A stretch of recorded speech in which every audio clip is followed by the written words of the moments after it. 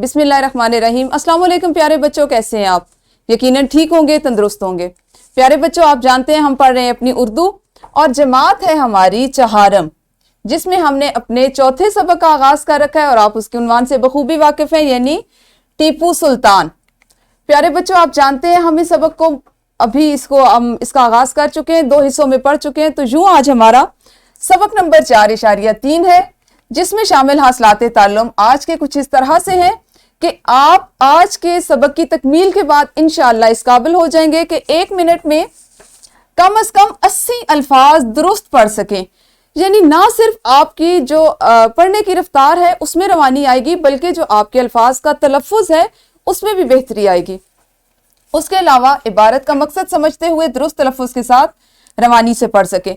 यानी कोई भी इबारत है, आपको अंदाज़ा होना चाहिए कि उसमें क्या मकसद है, उसको किस मकसद के तहत वो लिखी गई है, उसमें किस बात को बयान किया गया है, उस बात को समझते हुए आप उसे दुरुस्त लफ्ज़ के साथ रवानी से पढ़ सकें। ये दोनों हासिलाते ताल्लुम एक दूसरे से मुंसलिक हैं, हम एक साथ इनकी मशक करेंगे। ये हमारे पढ़ने से मुतल्लिक हैं, पढ़ने की जो हमारी सलाहियत है उसमें इजाफा किया जाएगा और उसी से मुतल्लिक आप मुख्तलिफ सरगर्मियाँ आज करेंगे।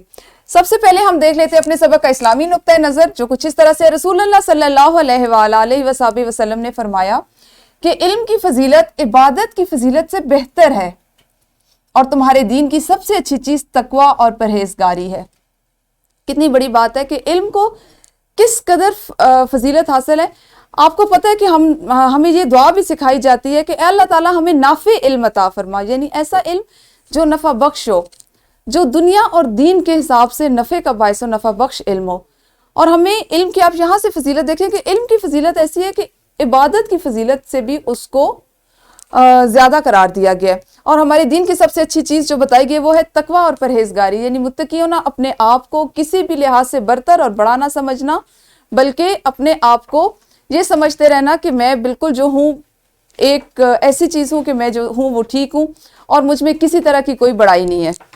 ये था इस्लामी नुक्ता नज़र। हम देख कर लेते हैं पहले सबसे दोहराई, और आप जानते हैं दोहराई हम करते हैं उन हासिलाते ताल्लुम की या उन सवालात की या उन चीज़ों की जो उससे कबल हम कर चुके होते हैं। आपने कल सीखा अल्फाज के मानी लुगत से तलाश करना, उसी की मुनासबत से आप कुछ दोहराई के लिए अल्फाज हैं उनके मानी तलाश करेंगे, जैसे अनजान, सिपहसालार, तिजारत, साजिश और जंग। ये अल्फाज आपके मुतल्लिका सबक से मुतल्लिक हैं, उससे हो सकते उसी से हमने लिए हों, लेकिन आपने करना क्या है कि सबक की पढ़ाई करने से पहले आपने दोहराई करनी है और इन अल्फाज के मानी लुगत में से तलाश करने हैं। इसको सरगर्मी को करने का एक तरीका ये भी हो सकता है कि आपकी मुअल्लिमा चंद बच्चों को एक एक लफ्ज़ दे दें और वो उसे फ़ौरन से तलाश करें। यूं भी हो सकता है कि हर बच्चा कोशिश करे कि जिस बच्चे को जिस लफ्ज़ का मानी सबसे पहले मालूम हो जाए वो हाथ खड़ा करे और बताए, और मुअल्लिमा उस लफ्ज़ को तख्ता तहरीर पर दर्ज करें और साथ ही उसका मानी भी लिख दें। अब करना क्या है, आपने वीडियो को यहीं पे रोकना है और उसके बाद इस सरगर्मी को करना है। यकीनन दोहराई तो आप लोगों ने अपनी मुअल्लिमा के साथ मिलकर कर ली होगी। हम देखते हैं कि आज हमने पढ़ने से पहले ऐसी कौन सी चीजें हैं जिनको सीखना है। प्यारे बच्चों, इबारत पढ़ने की खूबसूरती यह है कि उसे रवानी के साथ पढ़ा जाए। आपने कभी अपनी जमात में इस चीज पर गौर किया कि आपकी जमात के कुछ बच्चे तो ऐसे हैं जो उर्दू और अंग्रेजी की पढ़ाई बहुत अच्छी रवानी से करते हैं, उनका तलफ़ुज़ बहुत बेहतरीन होता है। कुछ बच्चे ऐसे हैं जो दरमियाने दर्जे की पढ़ाई करते हैं, दरमियाने दर्जे से किसी इबारत को पढ़ते हैं। कुछ अल्फाज ऐसे होते हैं जिनसे वो नावाकिफ़ होते हैं, जिनको अदा करने में उनको दिक्कत महसूस होती है, तो उस पर वो ज़रा सा ठहरते हैं। हो सकता है आपकी जमात में 1 या 2 बच्चे या चंद बच्चे ऐसे भी हों कि जिनको उर्दू या अंग्रेजी की इबारत पढ़ने में बहुत दिक्कत का सामना करना पड़ता। ऐसे में क्या होता है कि जब वो बच्चे पढ़ रहे होते हैं तो बाकी बच्चे और वो खुद भी थोड़ी सी ज़हनी उलझन का शिकार हो रहे होते हैं, क्योंकि बात का पूरा मकसद जो रवानी से पढ़ने से आता है वो आपको समझ में नहीं आ रहा होता। उसके बाद है अटक अटक कर पढ़ने से इबारत यानी कहानी वगैरह का सारा मजा किरकिरा हो जाता है। रवानी से इबारत पढ़ने के लिए आपको उसकी मश्क करना पड़ती है। मश्क से मुराद कि आपको बार बार पढ़ना चाहिए। कोई और कहानियों की किताब ले लें, घर में अखबार आता है उसको ले लें, अपने बड़े बहन या भाई की, छोटे भाई बहन की कोई किताब है जिसको आपने पहले नहीं पढ़ा उसको पढ़ें। अपनी ऐसी किताबें उर्दू के अलावा उनको पढ़ें। इससे क्या होगा कि रवानी आएगी आपके पढ़ने की रफ्तार में। फिर हमारी हरूफ को पहचानने की सलाहियत जितनी अच्छी होगी पढ़ने में, उतनी ही रवानी आएगी। यानी जितना ज़्यादा आप حروف پہ دھیان دیں گے، توجہ دیں گے، ان کی آوازوں سے واقف ہوں گے، ان کی اشکال سے واقف ہوں گے، آپ کے الفاظ کو بنانے کی، ان کو ادا کرنے کی صلاحیت بھی اتنی ہی اچھی ہوگی۔ آپ کو ان تمام باتوں سے اندازہ ہو کہ آج ہم نے کیا کرنا ہے۔ ہم نے 80 الفاظ 1 منٹ میں 1 منٹ کی رفتار سے درست تلفظ سے پڑھنے اور کسی بھی عبارت کو اس کا مقصد سمجھتے ہوئے روانی سے پڑھنا سیکھنا ہے۔ اس کے لیے ہم کیا کریں گے کہ آج ہم اپنے سبق یعنی ٹیپو سلطان کے پہلے نصف کی بلند خوانی کریں گے۔ پیارے بچوں، سب سے پہلے ہم اس کے خاص الفاظ دیکھ لیتے ہیں۔ خاص الفاظ کو بھی ادا کرنے سے پہلے ضروری ہے آپ اپنی اردو کی درسی کتاب کھولیے، اپنے سامنے اپنی میز پر رکھیے۔ میں آج کے سبق کے جو متعلقہ خاص الفاظ ہیں وہ پڑھوں گی اور آپ نے انہیں غور سے سننا ہے۔ آج کے سبق کے خاص الفاظ ہیں شریف النفس، لفظ ہے آپ کے پاس شریف النفس، حکمت، خطاطی اور علم و فنون۔ یہ وہ الفاظ ہیں جو ہم اپنے آج کے سبق میں پڑھیں گے، ان کو ہم ادا کریں گے۔ پیارے بچوں، درسی کتابیں اپنی کھولیں اور اس کی بلند خوانی ہم کرتے۔ نواب حیدر علی خان نہایت شریف النفس اور بااصول انسان تھے۔ وہ تاجروں کے روپ میں آنے والے انگریزوں کے سخت خلاف تھے، کیونکہ ان کو بخوبی علم تھا کہ انگریز قوم تجارت کی غرض سے نہیں بلکہ ہندوستان پر قبضہ کرنے آئی ہے۔ اس سازش کو روکنے کے لیے نواب صاحب نے منظم حکمت عملی اپنائی اور اپنے مقصد کے حصول کے لیے کوشاں رہے۔ منظم حکمت عملی یعنی باقاعدہ ارادہ کر کے کسی چیز کو پہ کام کر کے، سوچ بچار کر کے کسی کام کو کرنے کا ایک منصوبہ تیار کرنا۔ مقصد کا حصول یعنی اپنے مقصد کو حاصل کرنا، اور کوشاں رہے، کوشش کرتے رہے، کوشش جاری رکھی۔ یہاں پہ نواب حیدر علی کا ذکر ہو رہا ہے، آپ نے پڑھا سبق ہے ہمارا ٹیپو سلطان اور ہم یہاں پہ پڑھیں نواب حیدر علی کو۔ آپ آگے جا کے پڑھیں گے کہ یہ کون تھے اور ان کا کیا کردار تھا، ٹھیک ہے۔ 20 نومبر 1750 کو ان کے گھر چاند سا بیٹا پیدا ہوا۔ کس کے گھر؟ ابھی آپ نے پڑھا نواب حیدر علی خان کے گھر ایک چاند سا بیٹا پیدا ہوا جس کا نام فتح علی ٹیپو رکھا گیا۔ آپ کو بخوبی اندازہ ہو گیا ہوگا کہ ابھی ہم نے جن کا نواب حیدر علی کا پڑھا وہ کون تھے؟ فتح علی ٹیپو کے والد۔ فتح علی ٹیپو کو کم عمری میں ہی تیر اندازی، گھڑ سواری اور تیغ زنی میں مہارت حاصل ہو گئی۔ اس کے ساتھ ہی ساتھ انہوں نے حکمت اور خطاطی جیسے مختلف علوم و فنون سیکھے اور دینی دنیاوی تعلیم بھی حاصل کی۔ فتح علی ٹیپو کو مختلف زبانیں سیکھنے کا بہت شوق تھا، اس لیے انہیں انگریزی، اردو اور فرانسیسی کے ساتھ ساتھ فارسی پر بھی عبور حاصل تھا۔ نواب حیدر علی کی وفات کے بعد فتح علی ٹیپو المعروف ٹیپو سلطان تخت نشین ہوئے۔ اس وقت فتح علی ٹیپو سلطان کی عمر 32 سال تھی۔ ان کے عہد سلطنت میں ہندوستان میں پہلی مرتبہ بینک قائم کیے گئے۔ ٹیپو سلطان نے اخلاقی اور معاشرتی خرابیاں دور کرنے کے لیے بے شمار اصلاحات کی۔ آپ ایک بہترین سپہ سالار اور اچھے مسلح بھی تھے۔ اپنے والد کے برعکس آپ ایک پڑھے لکھے انسان تھے، نماز پابندی سے پڑھتے، قرآن مجید کی تلاوت آپ شوق سے کرتے۔ ان کے دور حکومت میں شراب اور نشاور اشیاء پر پابندی تھی۔ شادی بیاہ کے موقع پر فضول رسومات پر مکمل پابندی عائد تھی۔ ریاست سے جاگیرداری ختم کر کے زمین کاشتکاروں کو دے دی۔ کئی کارخانے قائم کیے تاکہ ضروری سامان ملک کے باہر سے منگوانا نہ پڑے۔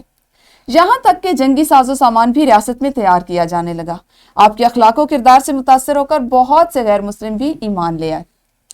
آپ دیکھیں کہ ایک شخصیت کے بارے میں ایک مختصر سا ہم نے اقتباس پڑھا اور ان کی شخصیت کی کس قدر خوبیوں کو ہم نے پڑھا، ان کے بچپن سے لے کر ان کے زمانہ جوانی تک، کہ وہ ایک ایسے شخص تھے کہ جو شروع سے ہی سیکھنے کا شوق رکھتے تھے۔ اور یہ اس زمانے کی بات ہو رہی ہے، 1750 میں وہ پیدا ہوئے کہ جس وقت ابھی دنیا میں علم نے اتنی زیادہ ترقی نہیں کی تھی، اس کے باوجود وہ اپنی تشنگی کو، علم سیکھنے کی تشنگی کو پورا کرنے کے لیے مختلف زبانیں سیکھی، جس میں اس زمانے میں ٹیپو سلطان نے انگریزی اور فارسی زبان سیکھی۔ اس کے علاوہ مختلف فنون جیسے تیر اندازی، گھڑ سواری اور تیغ زنی، یہ بھی یعنی تلوار چلانا، تیغ زنی ہوتا ہے تلوار بازی یا تلوار چلانے کا فن سیکھنا، انہوں نے وہ سیکھا۔ حکمت سیکھی یعنی مختلف بیماریوں کا علاج جو ہم جڑی بوٹیوں سے کرتے ہیں وہ سیکھا۔ خطاطی سیکھی یعنی خوبصورت انداز میں لکھنا جو ہے اس کو خطاطی کہتے ہیں، فن تحریر کو، وہ سیکھا۔ اور اس کے علاوہ آپ دیکھیں کہ انہوں نے معاشرے میں اپنے جو نظام تھا، جو سلطنت تھی، وہاں پہ کتنی مثبت جو تبدیلیاں ہیں اور مثبت جو چیزیں تھیں ان کو رائج کیا۔ پیارے بچوں، یہ ہمارے سبق کا وہ حصہ ہے جس کو ہم نے ابھی پڑھا، اور میں نے آپ کو کوشش کی ہے کہ اس کی جو چیدہ چیدہ باتیں ہیں، اس میں جو خاص خاص نکات ہیں وہ سمجھا سکوں۔ اب آپ نے کیا کرنا ہے، ایک انفرادی سرگرمی کرنی ہے، اور وہ ہے کہ آج کا سبق سن کر جو کچھ سمجھا ہے آپ نے باری باری زبانی طور پر بیان کرنا ہے۔ لیکن اس سرگرمی سے پہلے ایک اور سرگرمی آپ کریں گے جو آج کے لیے بہت ضروری ہے۔ وہ سرگرمی ہے کہ آپ نے جو اقتباس اب تک پڑھا، جتنا حصہ پڑھا، اس میں سے چند سطور جیسے آپ کی معلمہ کہتی ہیں ان کی بلند خوانی بھی کیجیے۔ ویڈیو کو روکیے اور یہ سرگرمیاں کیجیے۔ یقیناً انفرادی سرگرمی آپ کی مکمل ہو گئی ہوگی، اور اب ہم بڑھتے ہیں اپنی گروہی سرگرمی کی جانب۔ دو بچے مل کر کام کریں۔ ایک بچہ آج پڑھایا گیا سبق پڑھے اور دوسرا اپنی گھڑی پر اس کے پڑھنے کا وقت نوٹ کریں، پھر وہ آپس میں باری بدل لیں۔ ہم یہ سرگرمی آج اس لیے کر رہے ہیں کیونکہ آپ نے آج 1 منٹ میں کم از کم 80 الفاظ کو روانی سے پڑھنا سیکھنا ہے۔ مقصد ہمارا یہ ہے کہ آپ کی اردو پڑھنے کی جو رفتار ہے اس میں اتنی بہتری آئے، اتنی روانی آ جائے کہ آپ اگر اپنی درسی کتاب کے علاوہ کوئی کتاب، کوئی اخبار، کوئی میگزین، رسالہ پڑھتے ہیں تو وہ بھی اسی انداز سے، بہترین انداز سے پڑھ سکیں۔ اب آپ نے کیا کرنا ہے، گروہ کی صورت میں، جوڑے کی صورت میں کام کرنا ہے کہ 2 بچے جوڑا بنائیں گے۔ جتنا سبق پڑھا ہے اس سارے کو پڑھنا ہے۔ پہلا بچہ آج پڑھایا جانے والا مکمل متن پڑھے گا اور دوسرا اس کا ٹائم نوٹ کرے گا۔ ٹائم نوٹ کرنے کے ساتھ ساتھ آپ نے یہ بھی دیکھنا ہے کہ وہ بچہ آیا درست تلفظ کے ساتھ پڑھ رہا ہے، تمام الفاظ کا تلفظ اس نے درست انداز میں ادا کیا یا کچھ غلطیاں بھی ہیں۔ اسی طرح سے دوسرا بچہ جو ہے، جو پہلے سن رہا تھا وہ پڑھے گا اور پہلا بچہ جو ہے وہ سنے گا۔ ویڈیو کو روکیے اور جوڑوں کی صورت میں اس سرگرمی کو کیجیے۔ یقیناً سرگرمی تو آپ کی مکمل ہو گئی ہوگی، اور اب آپ کریں گے اپنی مشق کا سوال نمبر 1۔ ہر طالب علم سے باری باری سبق کے بعض حصے پڑھوائیں اور ذیل میں دیے گئے سوالات زبانی پوچھیں۔ سب سے پہلا سوال ہے، ٹیپو سلطان کو کون کون سی زبانوں پر عبور حاصل تھا؟ ٹیپو سلطان نے کن چیزوں میں مہارت حاصل کی؟ ٹیپو سلطان نے کن اشیاء پر پابندی لگائی؟ یعنی معاشرے میں اپنے اس کے کون سی ایسی چیزیں تھیں جس پر پابندی لگا دی گئی؟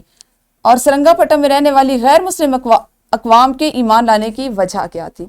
یہ وہ سوالات ہیں جو آپ کے آج کے متن سے متعلق ہیں، اس لیے ان کو آپ کی آج کی مشق میں شامل کیے، جن کے زبانی جوابات آپ ابھی دیں گے، اور اس کے بعد آپ سوال نمبر 2 کے جز نمبر 1، 2 اور 3 کو بھی ابھی جماعت میں ہی مکمل کریں گے۔ اس کے بعد آپ کے پاس ایک ورک شیٹ ہے، اگر آپ کے پاس مناسب وقت ہے تو آپ اس کو جماعت میں کر سکتے ہیں، ورنہ آپ اس کو اپنے گھر کے کام کے حصے میں بھی شامل کر سکتے ہیں۔ ورک شیٹ میں سبق پڑھ کر آپ کو ٹیپو سلطان کے بارے میں جو کچھ معلوم ہو اس میں 3 باتیں لکھیں صرف، اور ان سوالوں کے جواب دیں۔ ٹیپو سلطان کے والد کا کیا نام تھا؟